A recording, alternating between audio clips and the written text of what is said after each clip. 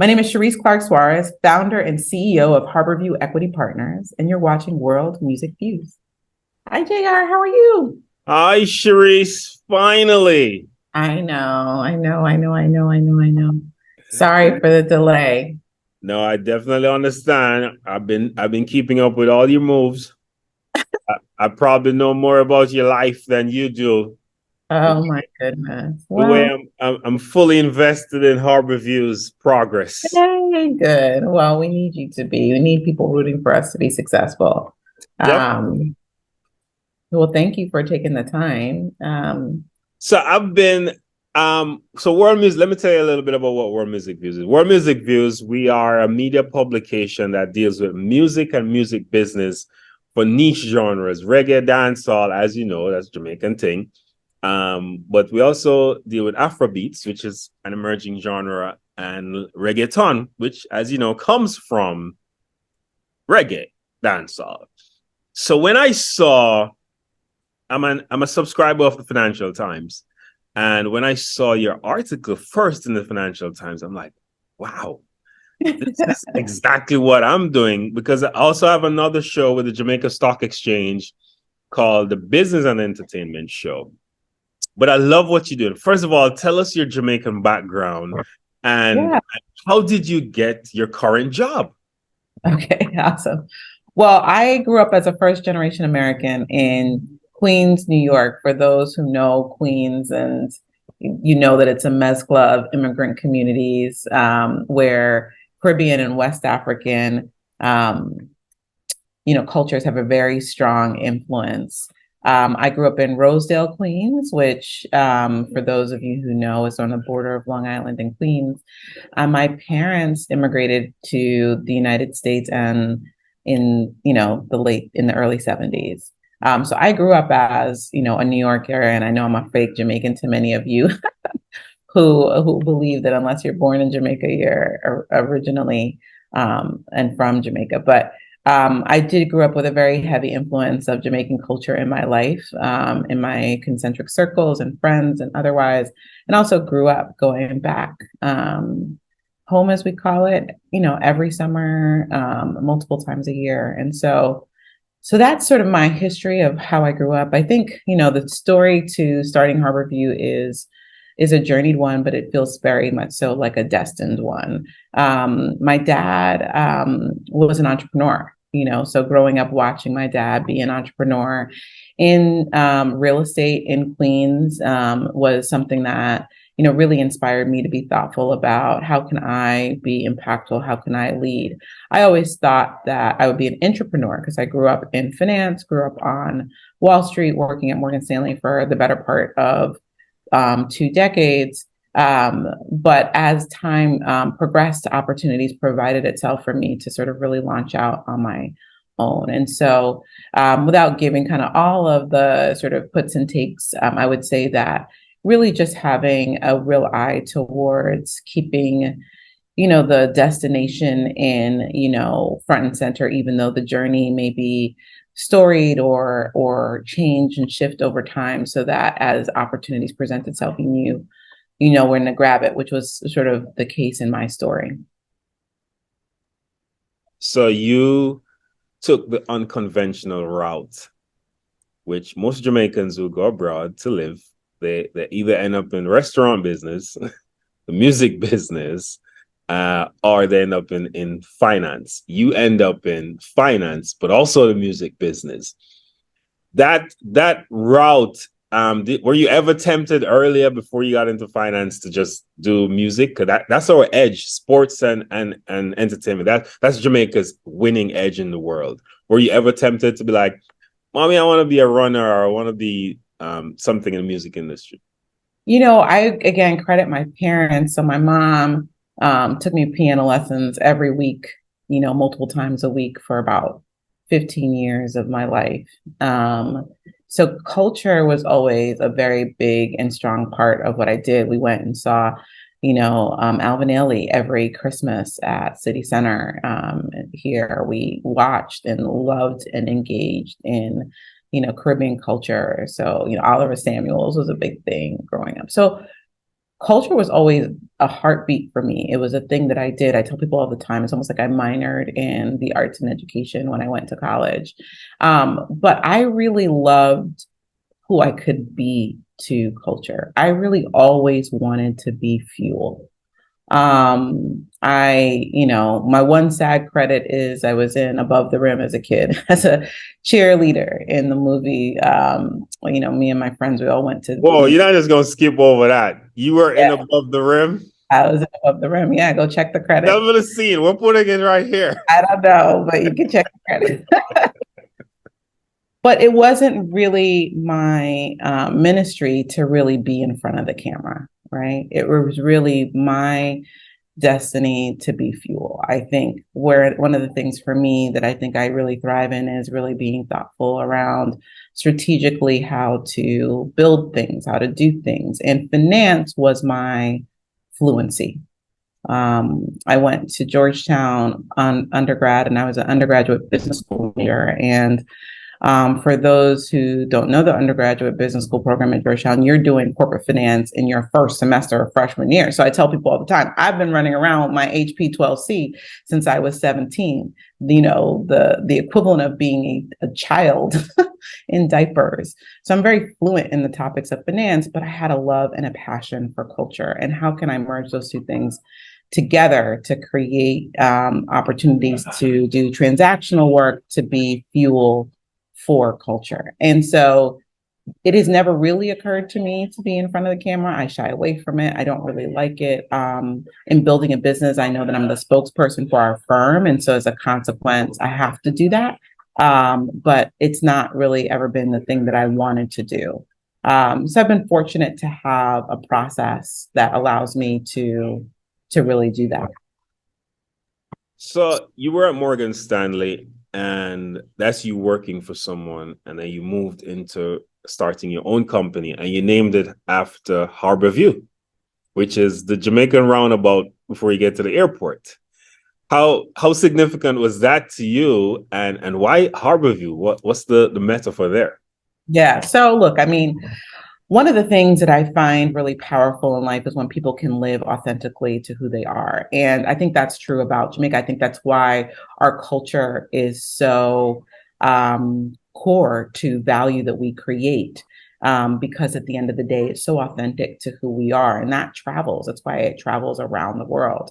So that's who I am, right? And so when you sort of take a step back and peel back the next layer of that onion, I am the child of my parents. My father and his siblings grew up in HarbourView. My grandparents and my aunt, my aunt came back from her studies in Europe and Canada and helped her parents buy their first home in HarbourView.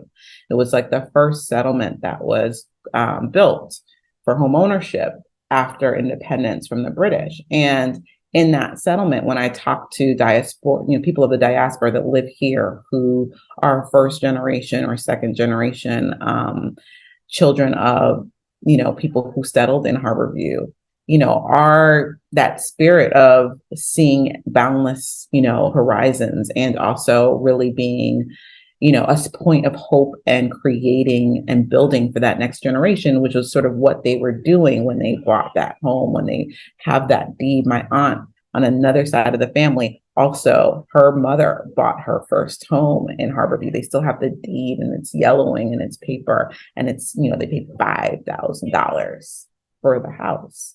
We're not talking about people who come from lots, but who are of modest means and making moves towards building better and more. And so that the nature of HarbourView is really kind of that. And so when I looked around and said, how do I want to, build the company? In what likeness do I want to build it? It was in that likeness. And so we named the company HarbourView for that. My dad and his siblings grew up there on Nautilus Avenue, and it's been a big part of me growing up. I went to see my grandmother there, every summer, and spent time in those spaces and saw, the struggle, right? Like on my mother's side, my grandmother came to the United States and scrubbed floors to pave a way to sponsor her children to come up and build a life here. In Jamaica, my grandfather pushed an ice cart to send his daughter to college in Europe and in Canada, and to be educated there, and to be the first person to work in a bank and to work on Wall Street and do those things. And all of that is sort of the culmination of why, I really felt like it was important for me to keep that centered in what we're building. The goal for HarbourView is to be a private equity and asset management firm focused on the things that I know well, which is finance and culture, right? So we invest in music, we invest across the entertainment media spectrum, but keeping that centered as to, yeah, it's small. It may feel small to others today, right? Like, we've done a nice job. We manage over $1 billion of AUM, but we are so small relative to the big guys. But it's about that vision of what's out there and how we can build with that spirit of hopefulness and that spirit of endless and boundless opportunities that you see when you look out on a horizon. So my job with World Music Views is to connect money to culture. My book, Cultural Capital to Financial Capital, is celebrating its 1 year anniversary today. And it's really about how to turn culture into money. I was piqued by your interest in reggaeton music. I realize you haven't bought any reggae music as yet, but there is one piece of music, Luis Fonsi. You bought Luis Fonsi's catalog, which is the subject of some litigation ongoing with Steely and Clevie. Two questions I have for that. One, are you going to buy some reggae catalogs in the future? Because I know a few people who have sizable catalogs that I interview here. And two, what are your thoughts on reggaeton's exploitation of reggae music over the years, and how do you see HarbourView playing a role in giving back? Yeah, absolutely. So we love local music and diasporic music. And what I mean by that is it really is a reflection of the world. And we think it has the ability to grow and to scale globally, particularly as the diaspora of second and third generation and beyond become participants in the music and the culture. One of the beautiful things about Jamaica, right, like, is that our culture punches well above its weight, right? Like, Jamaica is a known brand globally, for such a small country. The diaspora and the heritage really has the power to transcend in so many spaces. So recognizing that power and that authenticity and the ability that it has to travel around the world and shape hearts and minds is core to who I am and what we believe in. So we'll be excited to do things in the reggae space. We've looked at several opportunities, and we believe that we'll have opportunities in our portfolio soon. So things like Latin music, which we know, has a derivative, particularly from, like, let's take it all the way back, right, centered in African music, right, and in sub-Saharan Africa. Like, all of these sounds are actually connected by the transatlantic, slave trade at the end of the day, if we're really being honest about it. And so, we see ourselves as investors in the culture, but also as culture protectors. So you'll see more to come from us on those things, and us doing more here and wanting to make sure that people participate fully in the culture that they create and fully in the economic opportunity for that. And our goal is really to just be fuel around all of it. I love that. What are your choices? Like, when you're buying a catalog, you bought Usher's share in Justin Bieber's catalog, you bought Luis Fonsi, drop $100 million. That's not easy money to use, probably. But when people see that headline, they're like, wow, $100 million? What goes into the thought of valuing a catalog? How do you get to that figure to give Usher $40 million for a piece of a catalog? How do you get to that figure? Yeah, so one, I just go on record saying that those are numbers that are reported, but they may, we have not given those numbers to anyone in the press. So they may or may not be accurate. So let's just. Okay. And then second, I'd say, we are very much so investors in the space. And so what that means is that we take a very fiduciary, let me take a step back. Who do I serve? Right. As an investor, we serve, the people of, LA County. They're an LP in our ecosystem. They're a client of ours. We serve endowments and foundations who are doing really important work to give back to their communities. So our job is to make great investments and to deliver great value back to our investors, but also to do it in a way that we believe is equitable, and we believe that really encourages people to want to continue to deliver really great value on a go-forward basis. So that's our job. And in order to do our job, we take that very seriously. We do a lot of financial analysis on what the catalog has done and how it's performed in the past.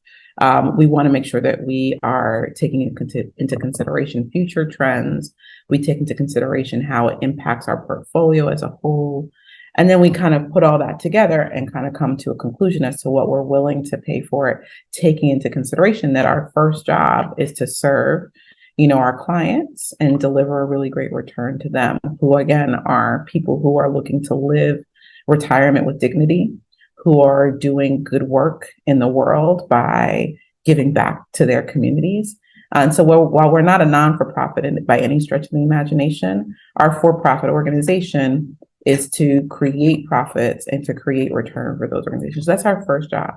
But our other job, and we believe this is part and parcel to delivering that return, our other job is to pay a fair price and to be good partners to the people that we partner with. And when we do that, we believe that they deliver even more value for the people that we serve. So that's the work that we do. We do deep financial analysis with that in mind. We have no desire to force anyone to sell before they're ready. We tell people all the time, we're never going to, pressure anybody to do a sale. We can tell you what we can do at a point in time. But if you want to sell in 3 weeks, we move really quickly. If you want to sell in 5 years, we'll be here in 5 years, right? We're building an institution that is a resident investor in culture and entertainment and a culture protector. And so that's kind of the way, that's our process. So hopefully that helps. What's your dream catalog to buy? Bob Marley is already out. Well, listen, what I like to tell people all the time is, and back to kind of likening to my experience, right? As a first generation American, I grew up on Sunday mornings, listening to Byron Lee and the Dragonaires, or listening to Bob, or that's what we were listening to in our home. And so when you take that and multiply that by billions of people around the world, that local experience is like, it's so close to your heart. So we're very focused on almost being agnostic to the music that we buy, i.e., I don't have to know it, right? Because I was listening to Byron Lee and the Dragonaires while I grew up knowing, Born in the USA, and who doesn't love that song by Bruce Springsteen, massive classic. There's probably a lot of people who listen to and love Bruce Springsteen that had no idea what Tiny Whiny was, right? They have no idea what it was to listen to Kaya, deep in the Bob catalog. So understanding that means that my experience multiplied by billions of people around the world, but also diversified by their local experience, means that we can buy anything that resonates with an audience, right? So what does that mean in turn? I got a lot of heavy metal music because the heavy metal audience is like super engaged and loves the music. And we're super excited to support and buy music in that culture. We have a lot of hip hop and R&B because there's a lot of great engagement in that audience. Super excited about things in the reggae, Afrobeats diaspora, because we know people are really excited about that. We've looked at things in the K-pop segments, but we've also looked at things like Justin Bieber, global, pop star and iconic pop star. So we're very much so agnostic, but being agnostic is not because we don't recognize that music is deeply personal to your experience. And that doesn't make it any less validated because you, JR, don't know it, or I, Sherrese, don't know it, or conversely, people don't know the music that we knew and loved growing up, or that we know and love today, right? Like there's a lot of really great new music today that speaks to our audiences that we think is amazing. So I don't know that I have the dream catalog that we want to go buy. I know that we love music. We love how important it is to people's lives and how important it is to their experience. It has so much emotional context, right? Like we all have the soundtrack to our lives. We know what we were listening to when that really monumental moment happened to us, either at the birth of a loved one or at the loss of a loved one, at our weddings, at our funerals, at our church services and graduation services, or just waking up in September in the fall as you're going back to school. What was the soundtrack that you were listening to that motivates you? So music is so deeply personal that for us, it's really about finding things that have an audience, and that audience is engaged and excited. And we're excited to be a part of that. The new music, as you mentioned, new music that you don't listen to, is heinous. There's a lot of violence in it, both drill. In Jamaica, I don't know if you know about trap hall, which is a new version of dancehall, where they're talking about scamming, they're talking about killing people, chopping off them head. It's very heinous. It has not taken off internationally yet. Are you familiar with this kind of music? Because hip hop kind of have some of that, but there's a new hip hop called drill hip hop, where artists are literally documenting murders. They're singing about it. Are there catalogs that you wouldn't buy based on the content of the song? And this is a local question, really. Do you see those kinds of music going anywhere to the valuation that you would have, willing to spend 100 million on? Well, let's say this again, we're like not here to be judge and jury on culture. We're not here to be judge and jury on lyrics. I do think that we take very seriously who we are to each other as a company. So that's an internal view, and then who we want to be to the world. And what we want to be to the world is one that protects culture and invests in it and fuels it. And so, look, I mean, I think from that perspective, it really is watching, seeing, listening to how audiences respond. If their audiences are growing around music like that, why are they responding to music like that? What does that say about broader culture? What does that say about things that we should be paying attention to as a society?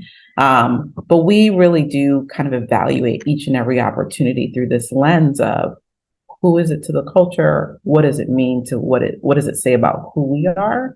How do we think about the value? How do we think about that value being protected over time? And some of those things, as you said, they are parts of the subculture. And so it's they may not necessarily take off. And so I'm rooting for society to want to see good over evil.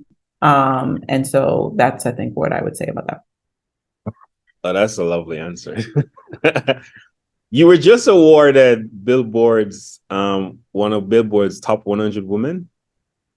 What does that mean for you, and how is HarbourView helping with female empowerment and having a strong? I mean, you're doing it. You're killing the game, by the way.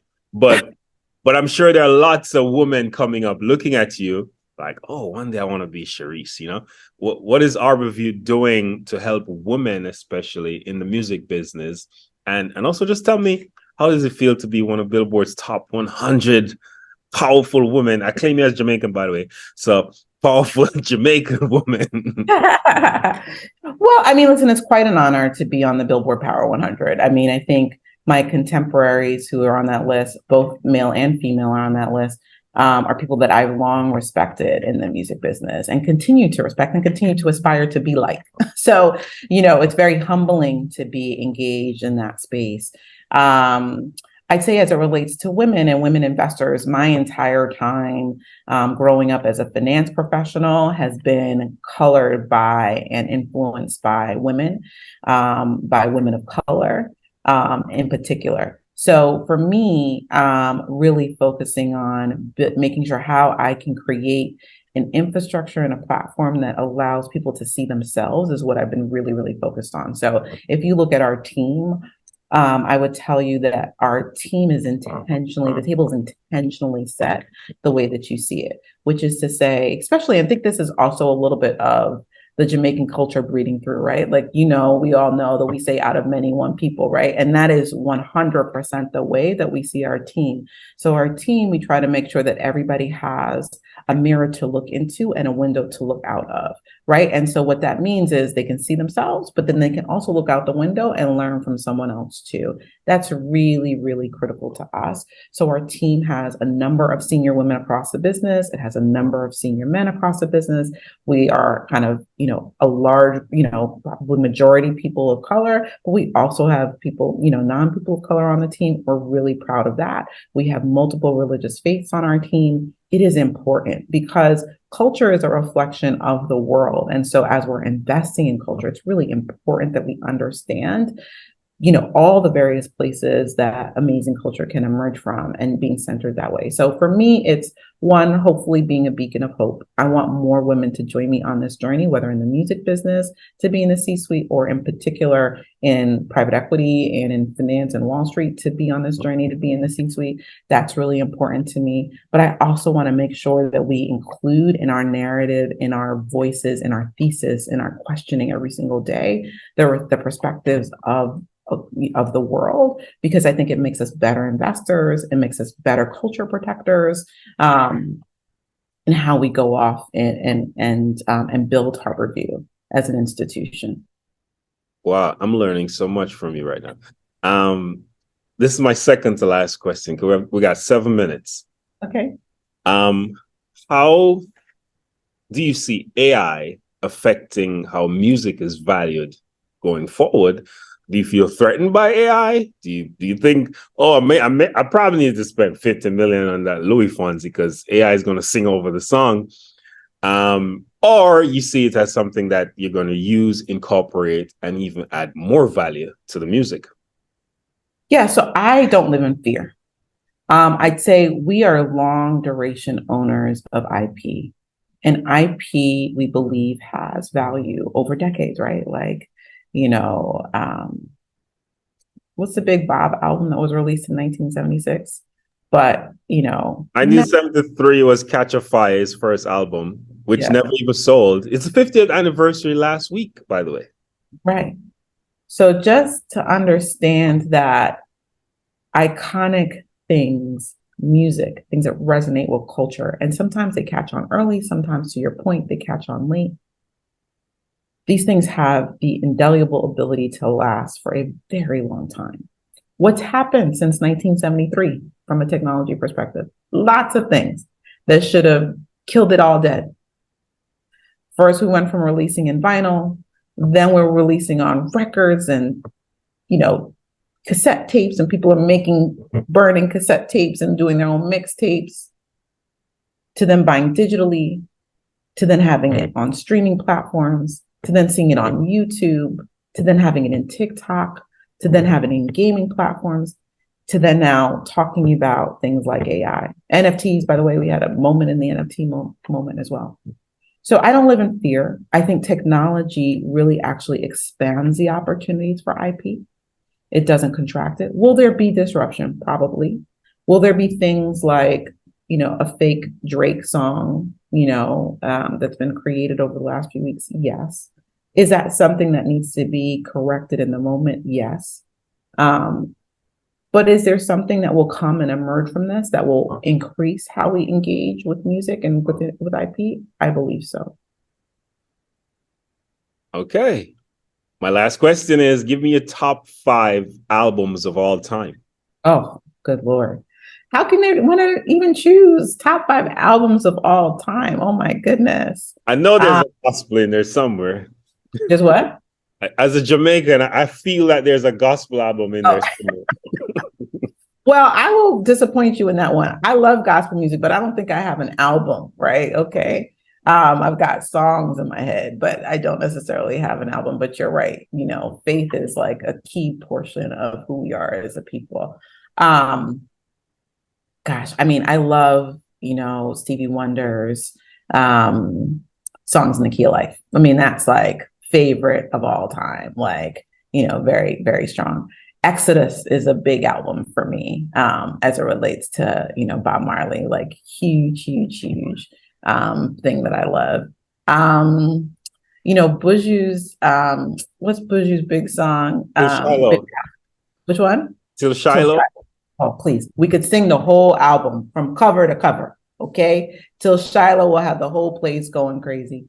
Who doesn't love Barris? I don't know. I can't pick a Barris album, but who's not, Uncle Barris, if you're listening, I'm being a huge fan. I stood He's definitely listening. Oh yeah, I stood at what's that park over Christmas? Oh, you were there? Oh Lord Jesus, he didn't come on until 1:30 and Buju didn't come on until 2:30. Yeah, I was there. I was there. Oh, wow. So yeah, you were in the traffic. Lord have mercy, 3 hours. I was only staying down the road 15 minutes with no traffic, 3 hours. But I got there at 11, thinking, okay, well, great, they're about to come on. No, we stood outside for another 3 hours before the show started. That's okay. Okay. It's part of the culture. I'm here for it. Definitely got to come back this year. It's happening this year again. Okay. Gosh, what else do I love? I mean, it feels so hard to basically say a fifth album, of all time. I mean, it's got to be off Michael Jackson's off the wall. Oh, yeah. So, I mean, listen, but if you ask me next week, that 5 might change because music is it's just so fulfilling, right? Like there's so much new things that's amazing. Like, new artists who aren't even new anymore, but Beyonce is a favorite for me. I could run those things back to back. India.Arie is a favorite for me. Run that back. Who was Jill Scott? I could run it back to back. There's just so many places to go in music that could be, that is super interesting and super amazing. So those are my things that I would call upon if I was opening up my Spotify app right now and trying to figure out a thing to listen to. I love it so much. I learned so much, and I thank you so much for this conversation. No, thank you. Thank you so much, JR. I look forward to future conversations, and thank you for rooting for HarbourView to be successful. And we look forward to building more and doing more together. Okay, thank you so much. Talk soon. Thank you so much. This was dope.